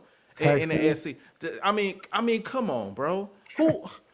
Steelers. I mean, come on. And this is the year that you're not playing at your best. And I can only give you so much with the injury thing, because, like we say in sports, if you out there, you out there. If you out there, you out there. It ain't like you got hurt mid-game and you ain't the same. No, you've been out there for a few weeks now. I know he's not practicing, but you out there. They still have opportunity to win this division. They need to win this division. And they need to make a run, Joe. Yeah, they do. I'm sorry. They got to make a run, bro. I'm sorry. I still think with Lamar being as great as he is, there is still, in my opinion, more than enough there. If he plays his game, that offensive line is bad. You know what you do? You run all over cats because they can't stop that. You're the most electrifying player in the sport, bro. We know when Lamar takes off and run, he can't be stopped. He can't be stopped, Joe. It's got to be Lamar. It's got to be Lamar. You already brought up the stats I already had down, so that's why I list the stats. My big overlying point is for Mahomes to not be relevant right now. Ain't no way you about to let Drake May sneak in there and represent the AFC potential. Are you serious? Are you serious, Joe? No, for real. Oh, my goodness. It's the year to do it. Oh, my goodness. Yeah, it's a year to do it. I saw a post that said it would be so Josh Allen and Lamar like to miss the playoffs when Mahomes missed the playoffs. That's crazy. Terrible timing, bro. That's Terrible crazy. timing to miss the playoffs. I do want to mention him not running the ball. I think the last 3 games he's been running the ball more. You look at last year, he didn't run. He ran the ball more than 9 times. On after week 6, he didn't run the ball more than 9 times. So in last game he had 7 runs. Before that 6 and 7. So he had 6. But he has been. My kids gonna love that. He has been running the ball though. I'm saying. My bad. That's why Go ahead. That's why I said I don't think the last 2 games when I've seen from him, when I watched, even though he had 7 rushes against the Jets, he looked hurt. I could see okay, he could have ran right there, but he didn't. Like he looked hurt. But against the Bengals and the Steelers, AJ, he looked healthy. That's why in my eye, I'm not gonna give him a pass because he don't look hurt. He just don't. Now if he's this mustering the strength, kudos to him, but you out there, my boy. I'm sorry. And Lamar is better than this. This is just like we got I feel like we both got higher standards for Lamar than we do for our own quarterbacks, like especially in the regular season. It's like, come on, Lamar, you are arguably the best. Like when Mahomes is down, we should have been right now. Lamar the best quarterback in the league. That's what we should be saying right now.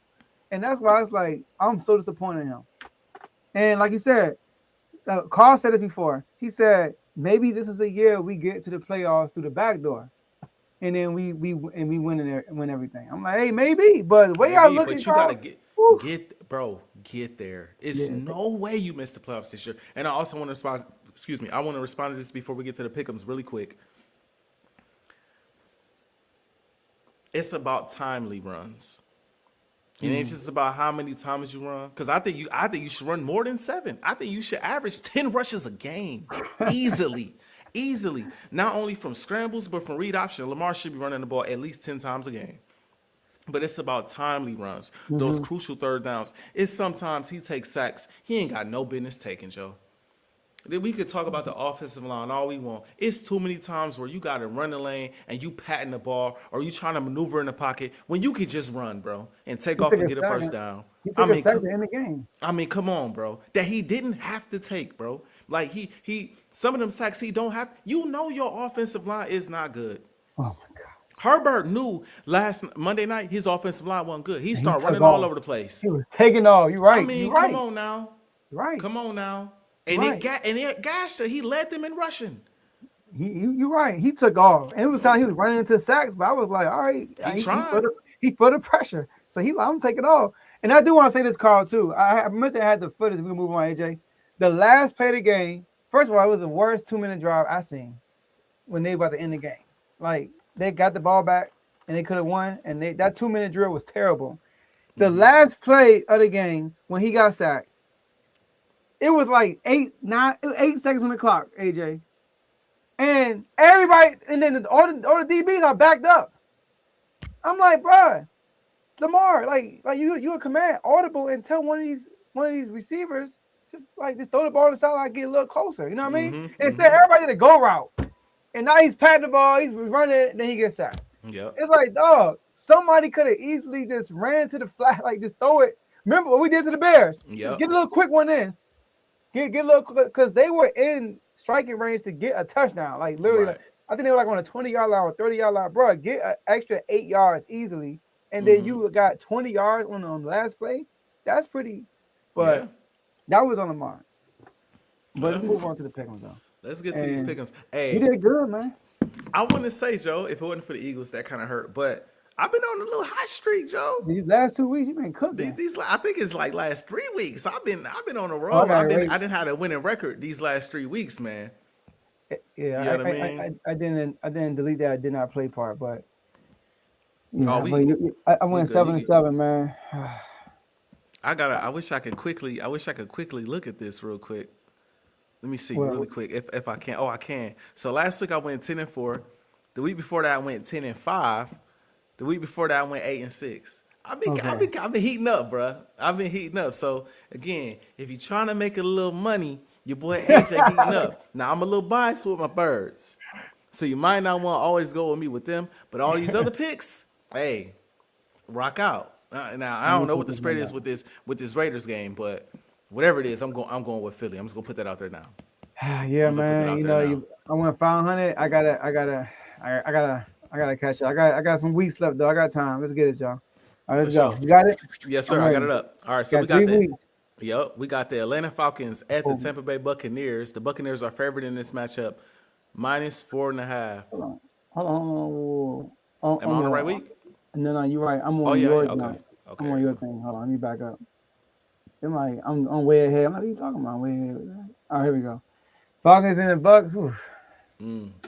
The Bucks been struggling. They have. I actually won the spread. I picked the Saints on my Mm. spread. Yeah, I knew they. But the Falcons, man, this is Drake. Give me the Bucks. Yeah, I'm gonna go with the One Bucks man. as well. I'm gonna go with the Bucks as well. Next, we got the Cleveland Browns at the Chicago Bears. The Bears are favored in this matchup, -6.5 at home.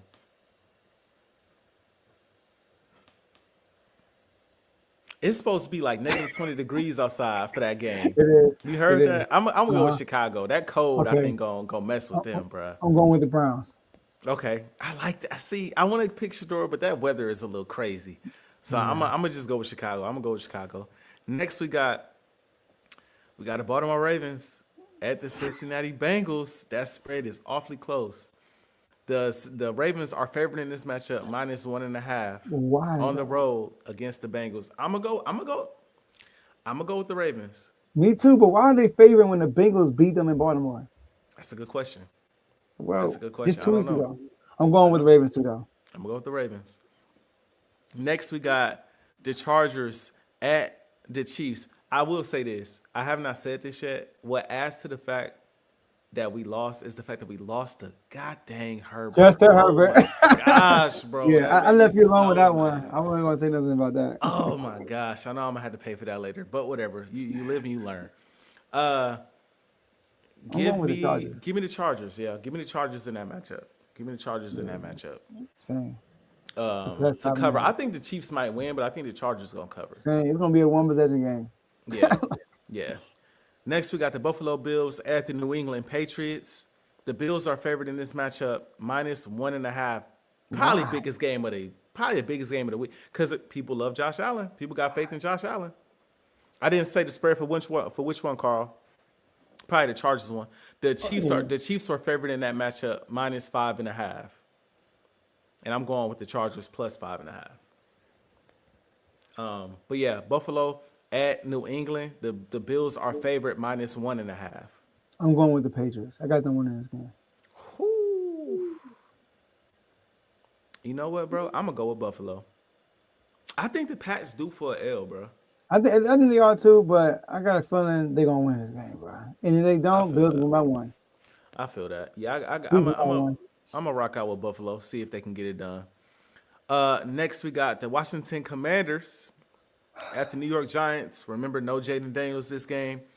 The Giants are favored in this matchup at home, -1.5. I'm gonna go with the Giants with Dart. But as much as it's going to hurt me, I'm going with the Giants, dog. I feel that. Yeah, bro. I have no reason to pick it. That's been 8 in a row. Do you think they're gonna put Jayden back out there? No, he's not. He's not playing. They already No, ruled I'm him talking out. about in general for the season. Bro, I have no idea. I hope they don't. I feel that. Next, But I have no idea. that's a big spread. We got the Raiders at the Philadelphia Eagles. The Eagles are favored in this matchup, -13.5. That's a big spread. It is. I'm gonna take a leap of faith and go with the Raiders. That's a big spread. That's a big spread. But it's the Raiders though. I'm gonna rock out. I'm gonna go with the Eagles. What's the name? Kenny Pickett out there. They're not even playing the starting quarterback. This game is in Philadelphia. I'm gonna go with the Eagles. To cover. Next, and I would love to win by that much. That They would got be a nice. terrible offensive line. Yep. I think we should be straight. Next, we got the New York Jets at the Jacksonville Jaguars. The Jags are favored in this matchup, -12.5. Dang. That's a nice size spread too. It is. Wouldn't be shocked if the Jets caught them slipping a bit. I think they are, but the Jags gonna win. I think the Jets cover. Yeah, same. That's too big. Come on, yeah. I'm going to Jets too. We got the Cardinals at the Houston Texans. The Texans are favored in this matchup, -7.5. I'm gonna go with the Cardinals. I kind of feel like the Cardinals cover too. But this is their defense. But I'm gonna go with the Cardinals. Next, another big game, even though it's in two different conferences. We got the Green Bay Packers at the Denver Broncos. The Packers are favored in this matchup on the road. They might need this one down the line. I think they will. The Packers are favored in this matchup on the road against the Denver Broncos, -1.5. Whew, it's gonna be tough, but I think I'm gonna pick the Packers though. me too. I'm going to the Packers to get the dub. Yeah, I think I'm going to go with the Packers. Next, we got another big game in the NFC. We got the Detroit Lions at the Los Angeles Rams. The Rams are favored in this matchup at home, -4.5. I think it'll be a close game, but I'll pick the Lions to cover. But I'm going to pick the Rams to win. By more than The Rams to cover the 4.5. Mm-hmm. Okay. I got Detroit. I like what I seen from Detroit against Dallas, and I know it's Dallas and they not the Rams, but it looked like they starting to get they mojo back a little bit. So I'm gonna go Detroit. Next, we got the Carolina Panthers at the New Orleans Saints. The Panthers are favored in this matchup, -2.5 on the road. I'm gonna go with the Panthers as well. Me too. But the Panthers are weird on the road. They're very weird. This is facts. But give me the Panthers though. I feel that. We got the Tennessee Titans at the San Francisco 49ers. The 49ers are favored in this matchup, -13.5. Give me the Niners. Give me Tennessee. That sounds crazy, but give me Tennessee to cover that. Oh man. Next we got this spread. Well, Danny Jones just got hurt, but is Phillip going to be the starter for the Colts? They said he has a chance. He has a possibility. Give me Seattle -10.5. Lord have mercy. Against Seattle too. So yeah, the Colts on the road against the Seahawks. The spread for Seattle is in favor of Seattle -10.5, and I am going to take 10.5 in favor of Seattle until I see what old man Rivers got. We got the Vikings at the Dallas Cowboys. I wish this game was in Minnesota because I low-key predict the upset, but I just don't know. The Cowboys are favored in this matchup against the Vikings at home, -6.5. I'm going to go with Dallas. Me too. I'm going with Dallas. And last but not least, Monday night, we got the Miami Dolphins at the Pittsburgh Steelers. The Steelers are favored in this matchup, -3.5. Carl says Seattle. Carl silly. I'm going with Miami. Ooh. +3.5. I'm gonna go with the Steelers at the crib. Okay. I'm gonna go with the Steelers at the crib. All right. And that's it, man. Hopefully I can keep this hot streak going, man. Hopefully I can keep this hot streak going, man. Win y'all some money. So let's wrap this up. My last word, shout out to the whole Refuse to Lose network. Shout out to everybody on AJ's platform, Timeout 4, Timeout that's watching.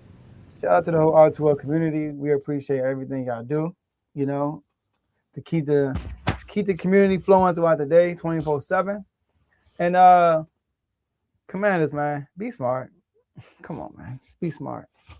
Just let the man sit, man. Let the man sit and let Marcus Mariota start. Shoot, last game of the season, start Sam Hartman if you have to. So we get a high draft pick.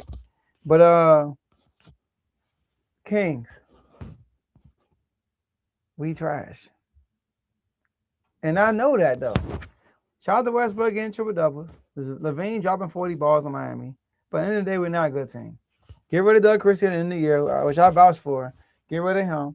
And just revamp it. Like, trade the Rose if you could before the trade deadline. And Sabonis if you could. And then just start over from scratch, man. And that's it, man. Texas, we didn't get into the tournament. We were the second team out. It is what it is. Shout out to Miami though, University. I was rooting for y'all to get in. Y'all got in. Yeah, man. That's all I got for you. My team is not good right now. That's tough. That's a tough space to be in again, bro. After what we just seen. I also forgot to mention during the Commanders topic, man. Y'all get a high draft pick, bro. That'll be big for y'all. Anyway, Appreciate everybody for tuning in. My last words. Thank you to everybody, like Joe said, on my channel, on the Refuse to Lose channel. Appreciate all of y'all. It's been fun, Joe. Great episode today. Listen, bro. Eagles, listen, bro. Just get it together. That's all I ask. And mainly Jay Hurts, because it seemed like everybody else starting to get it together and you struggling. Bro, just go back to how you was playing, protecting the football. And you will at least go into these next 2 weeks 2-0. If you just protect the ball, protect the football, play your game, run. If it's there to run, run. I thought in the Super Bowl at times you could have threw the ball and you decided to run. And that's okay. Run. Just run.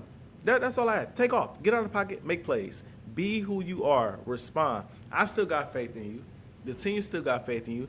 Some of the fans, they childish and they spoiled. Some of these people, you could tell they young. We got 16-year-olds, 17-year-olds. Bench them, put in Tanner McKee. You guys don't know the struggle. You didn't see the Jeff Garcias and the Kevin Cobbs and the Sam Bradfords. Y'all didn't see those days. So y'all don't know how to treat a guy like Jay Hurts. Y'all just don't know.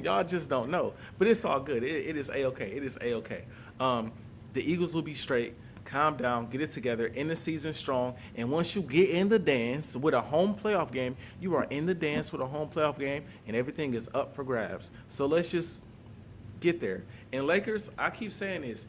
Keep doing y'all thing, bruh. Y'all still playing. Y'all struggling right now with the Spurs, which is kind of reasonable. But keep doing y'all thing. Bron chipping in when need to. Austin Reeves averaging dang near 30. Luka averaging dang near 35. It's been sensational to watch. I got no complaints about LA. When the Eagles done, I'm a transition pretty seamlessly to these Luka Lakers. I ain't gonna lie. It's gonna be a very seamless transition. I ain't gonna lie to you. So, contrary to belief, I'm feeling good. And most importantly, Joe, I'm feeling unfazed. Unfazed.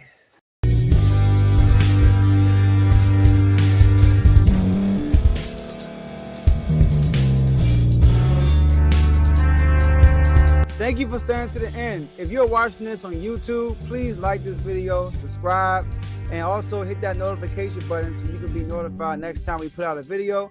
If you're listening on any podcast platform, subscribe and hit that notification button, y'all, so you can be notified we put out another podcast audio.